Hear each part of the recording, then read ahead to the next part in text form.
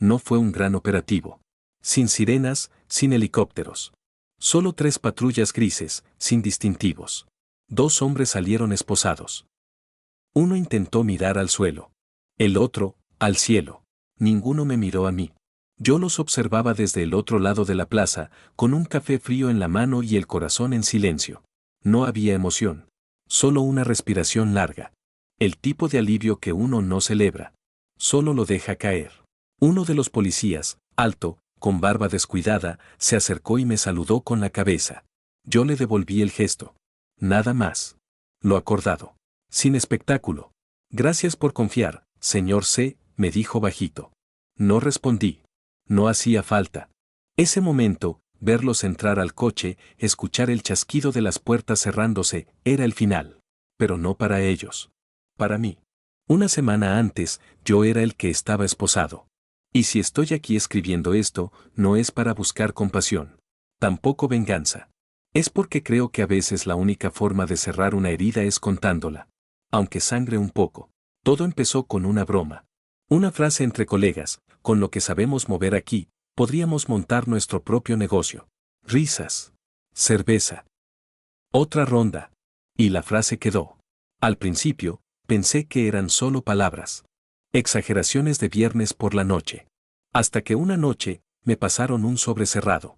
Adentro, una dirección, un nombre de empresa, y la frase, solo tienes que firmar. El resto ya está hecho. Yo no firmé. No esa vez. Pero no dije que no. Y eso fue suficiente para entrar. Durante meses, creí que era uno más. No hacía preguntas. Me limitaba a seguir indicaciones. Entraban paquetes. Salían registros. Yo sellaba papeles. Me decían que era solo logística. Nada sucio. Solo eficiencia. Pero cuando todo estalló, cuando la policía apareció en el depósito número 7, solo había un nombre en los papeles. El mío. Me interrogaron durante horas. Me trataron como el centro de la red. Como si yo fuera el cerebro. Pero yo solo era el eslabón más expuesto. Y el más fácil de cortar. Estuve detenido 3 días. Y el 4.º día, me soltaron. No porque me creyeran, sino porque decidieron usarme. Y fue entonces cuando entendí que, si quería salir vivo, tenía que dejar de jugar limpio. Tenía que aprender a jugar como ellos. Empezó como casi todo en esta vida, con alguien que te cae bien y una promesa que parece inofensiva. Yo había entrado a trabajar en la empresa de logística por recomendación de Marcos, un tipo de mi barrio con el que jugaba fútbol de chico. Siempre simpático, siempre conectado. Me consiguió una entrevista sin pasar por recursos humanos. Al 3.er día ya tenía gafete, clave de acceso y una oficina pequeña junto a la zona de carga. El sueldo no era gran cosa, pero era estable. Papeles, códigos, entregas. Todo predecible. A veces aburrido. Hasta que una tarde, Marcos me llamó desde su coche. Oye, ¿tienes un momento? Nos vimos en el estacionamiento. Fumaba su cigarro electrónico como si le importara algo. ¿Sabes cuánto mueve esta empresa cada semana? Me preguntó. Negué con la cabeza. Millones. Y tú y yo ganando para pagar la renta y poco más. No tiene sentido, ¿no? Lo miré, incómodo. ¿A dónde vas con esto? Sacó del bolsillo un sobre. Lo abrió con calma. Billetes de 50 y 100. No los contó. Solo me los mostró como si fuera una tarjeta de presentación. Hay un proceso que no pasa por escáner. Solo hay que validar en sistema una entrada que ya está pactada. Todo legal. Al menos para ti. Me reí. Pensé que era una broma. No me mires así, dijo. No tienes que hacer nada raro. Solo apretar el botón en el momento correcto. Un favor entre amigos. Me fui sin aceptar. Pero el sobre quedó en el asiento de mi coche. No lo toqué. Al día siguiente, todavía estaba ahí. El tercero, lo metí en la guantera. Y en algún momento, sin saber cuándo, dejé de sentir que estaba haciendo algo malo.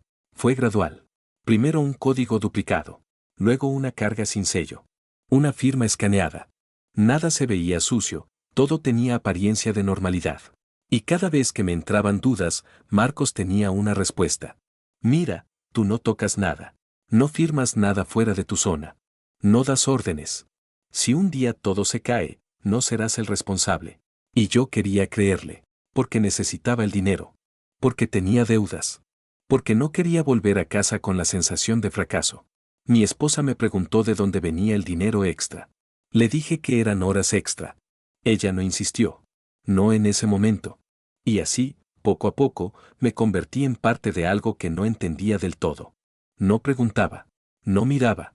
Solo hacía clic donde me decían. Y me convencí de que eso era suficiente para seguir limpio. Hasta que un día, la policía apareció en la bodega 7. Y mi nombre era el único que figuraba en todos los documentos. Era martes. Lo recuerdo bien porque había dormido mal y llegué tarde. No más de 10 minutos, pero lo suficiente para sentirme incómodo. A las 8:47 vi pasar 3 vehículos por la reja del depósito. No tenían logos. No usaban sirenas. Pero supe de inmediato que no venían a dejar mercancía. Se bajaron rápido, sin gritar, sin armas a la vista. Uno mostró una placa. Otro ya estaba pidiendo acceso al servidor. Un tercero se acercó directo a mí. ¿Carlos M? Sí. Necesitamos que nos acompañe. Por favor. No hubo dramatismo. Ningún está usted arrestado. Pero la firmeza en su tono me hizo sudar frío. Marcos no estaba. Tampoco Tomás ni Diego, los otros que siempre aparecían para las validaciones. Ni un rastro de ellos. En sus escritorios, solo silencio. Me llevaron a una oficina improvisada en el mismo almacén.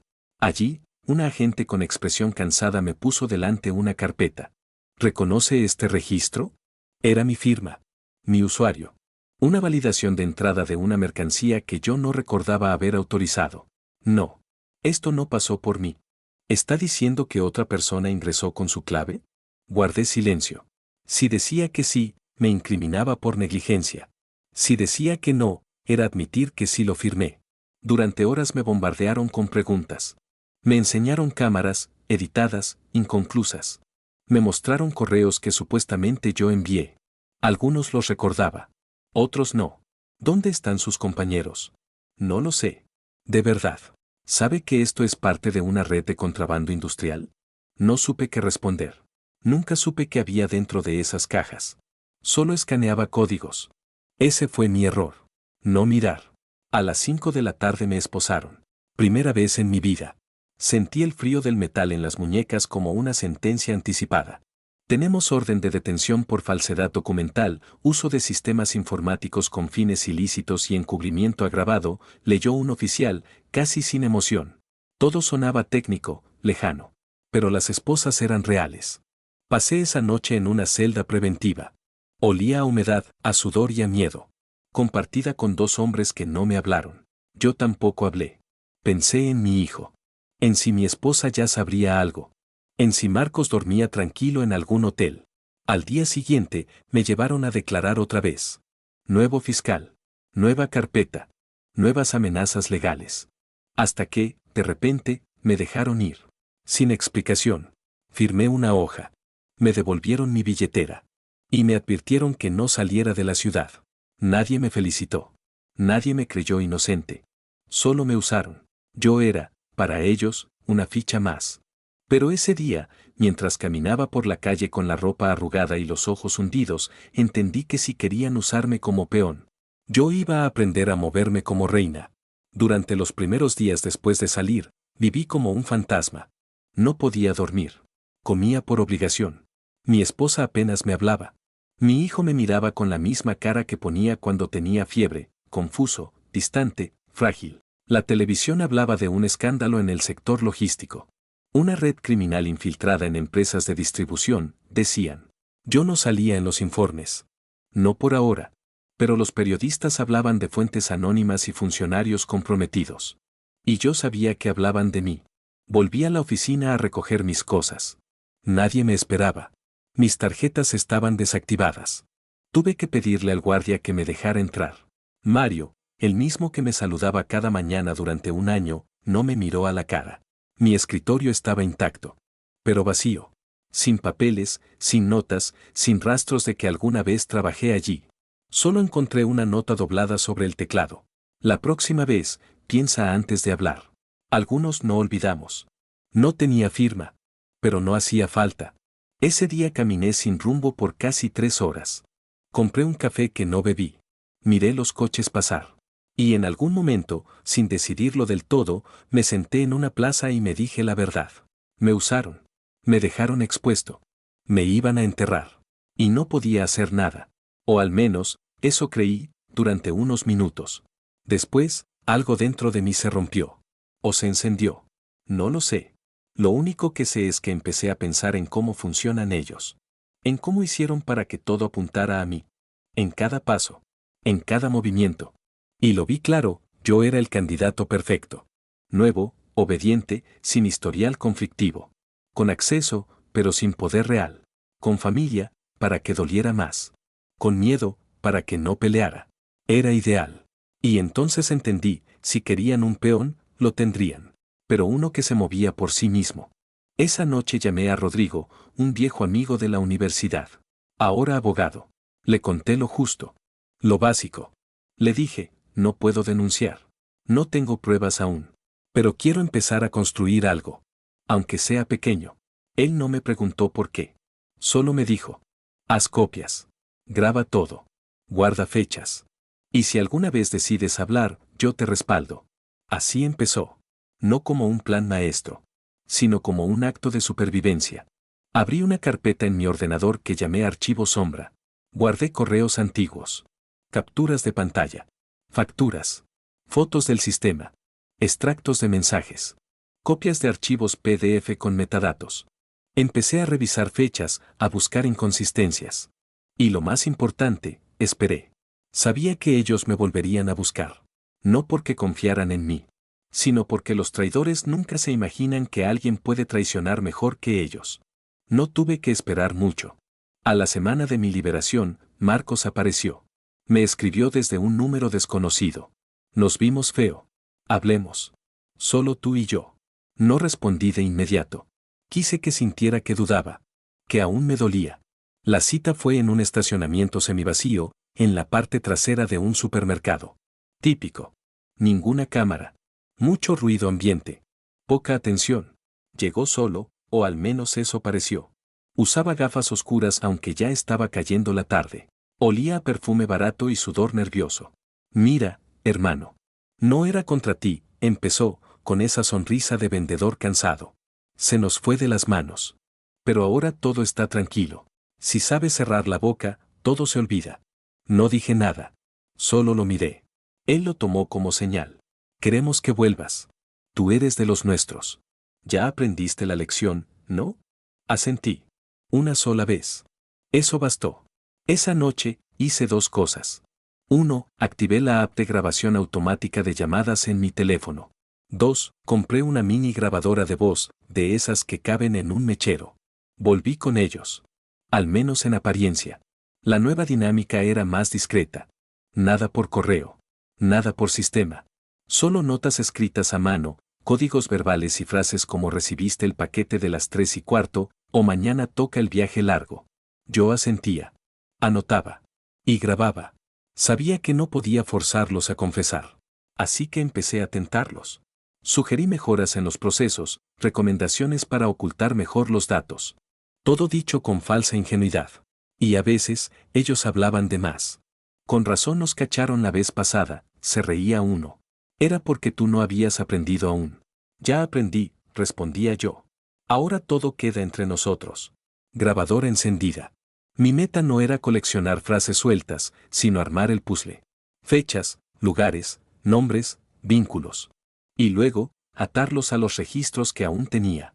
Muchos de los correos antiguos ya habían sido borrados, pero yo tenía capturas. Mi abogado me ayudaba a ordenar todo. Él no hablaba. Solo archivaba. Una noche, Marcos se emborrachó. Estábamos en una casa alquilada, revisando papeles falsificados para un nuevo envío. Encendí la grabadora y lo dejé hablar. Lo mejor fue cuando se llevaron solo a ti. ¿Recuerdas tu cara? Se reía. Yo ya estaba cruzando la frontera. Pero les dije, échenle todo al nuevo. Nadie va a mirar dos veces. Sentí como algo se rompía en mi estómago. No era rabia. Era asco. Pero no reaccioné. Solo sonreí. Y serví otra ronda. Esa fue la noche en que supe que ya tenía suficiente. Solo faltaba un golpe más. Preciso. Silencioso. Uno que hiciera más daño que cualquier bala. Me llamaban el resucitado. Así me decían en voz baja. Entre bromas. Entre tragos. Como si fuera gracioso que un tipo al que habían dejado caer, volviera como si nada. Ya ves, hermano. Al final, eres de los duros, me dijo Tomás una vez. Pocos aguantan lo que tú aguantaste. Yo asentí. Me dejé querer. Reí en los momentos correctos. Guardé silencio cuando tocaba. Pero por dentro no quedaba risa. Solo cálculo. Cada paso que daba era parte de un mapa que yo mismo dibujaba. Cada palabra que decían, la encajaba en un archivo. Cada expresión, cada nombre, cada gesto. Todo tenía valor. No buscaba venganza. Buscaba prueba. Y en eso era meticuloso. La clave no era grabar confesiones. Era capturar contradicciones. Marcos decía una fecha. Tomás, otra. Un informe señalaba un camión que nunca salió. Yo tenía fotos. Vídeos. Copias de rutas GPS. Me volví metódico. Frío. Cada noche organizaba los archivos como si fueran piezas de una sinfonía que debía tocarse en el momento exacto. Sabía que si me apresuraba, moría. Si me retrasaba, me olvidaban. Y si cometía un solo error, volvía a ser el único nombre en los papeles. Un día, me dieron acceso a una reunión mayor. Un contacto externo, de otro país. Una red más grande. No entendí todo, pero capté lo esencial, estaban en expansión. Y yo, en su mente, era parte clave del nuevo esquema. Ahí lo vi claro, me confiaban demasiado. Y eso era peligroso para mí, pero letal para ellos. Esa misma noche, cité a Rodrigo, mi abogado, en una cafetería al sur de la ciudad. Le entregué una copia física de todo. Disco duro. Documentos impresos. Lista de nombres. Si algo me pasa, lo entregas. Él no respondió. Solo asintió. Ya no era necesario hablar. Volví a reunirme con ellos 2 veces más. Una en un restaurante vacío. Otra en una casa en construcción. En ambas, llevé micrófonos escondidos. En ambas, recogí material nuevo. Sabía que estaban nerviosos. Se movían menos. Hablaban más en clave. Algo los inquietaba. Una tarde, Marcos me preguntó directamente. ¿Tú estás bien? ¿Por qué lo dices? No sé, estás más callado que antes.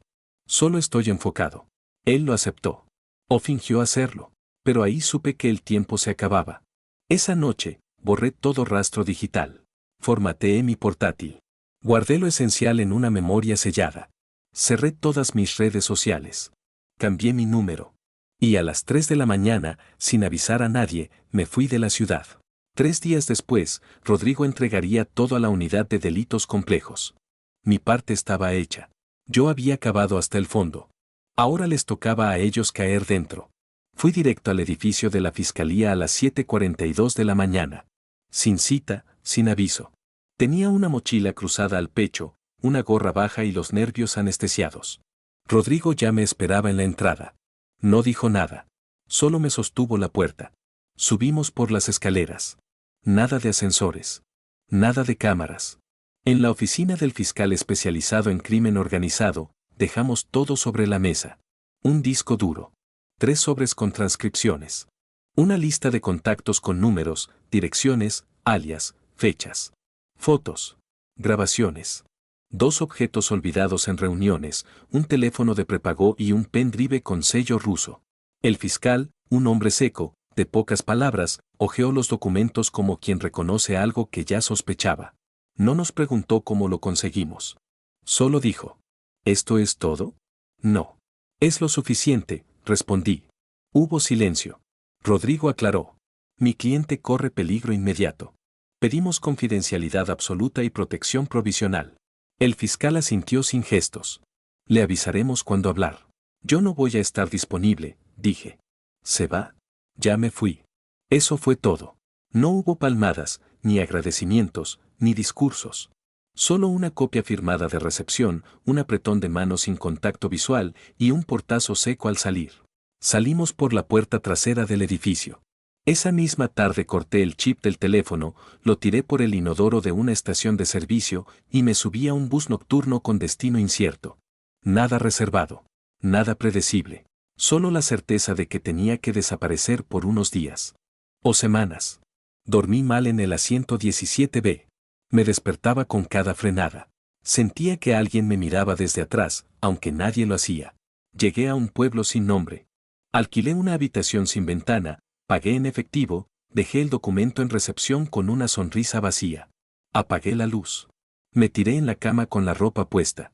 Y por primera vez en meses, no tuve miedo. Solo un agotamiento tan profundo que dolía. Los días siguientes pasaron lentos. Miraba el celular nuevo sin notificaciones. Caminaba por calles polvorientas donde nadie me conocía. Comía poco. No hablaba con nadie.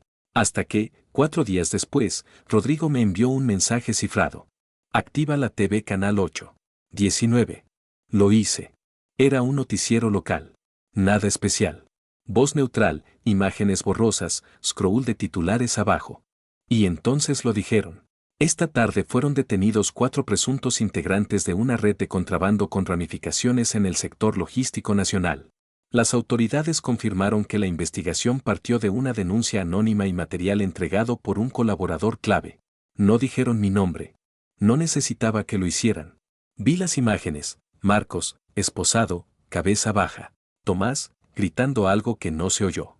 2 más, que ni siquiera reconocí. Y ahí, en la soledad de una habitación sin ventanas, sonreí. No por venganza. No por justicia. Sino porque, por una vez, el silencio había funcionado mejor que los gritos. No fue una redada cinematográfica. No hubo helicópteros ni persecuciones. Fue quirúrgico. Silencioso. Como una cirugía con bisturí frío. El primero en caer fue Marcos. La policía lo arrestó a la salida de una reunión en una nave industrial vacía. No opuso resistencia. Dicen que solo preguntó: ¿quién fue? Después, Tomás. A él lo sacaron de su propio coche, frente a una gasolinera, con su hija en el asiento de atrás. Intentó decir que era una confusión, que no sabía nada. Lo esposaron igual. Al tercero, un tal Rafa, que yo apenas conocía, lo detuvieron en un restaurante. Intentó correr. Tropezó. Cayó sobre una mesa. Todo quedó grabado en una cámara de seguridad. Fue la única escena que llegó a redes. Se viralizó.